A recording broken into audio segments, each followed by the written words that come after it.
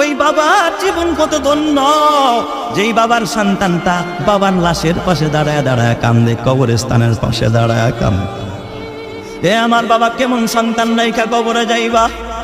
তোমার মৃত্যুর পরে তোমার সন্তান নাচ গান করবে, কনসার্ট করবে, না সিগারেট খাবে, না দাঁড়ায় প্রস্রাব করবে, নাকি তোমার সন্তান রব্বির হামহুমা কামা রব্বায়ানি সগীরা বলে কাঁদবে?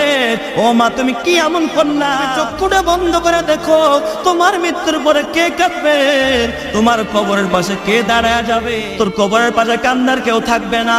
আলেম ওলামারা তোর কবরের পাশে গিয়ে কাঁদবে, নায়েবে নবী ওয়ারাসাতুল আম্বিয়ারা কাঁদবে আর দোয়া করবে, আল্লাহ এই কবরবাসীকে তুমি মাফ করে দাও।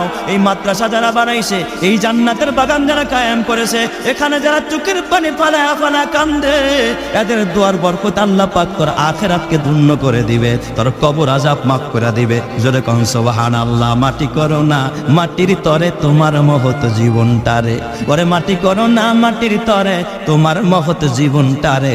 জীবন যৌবন দাতা যিনি বিলাও জীবন তাহার তরে।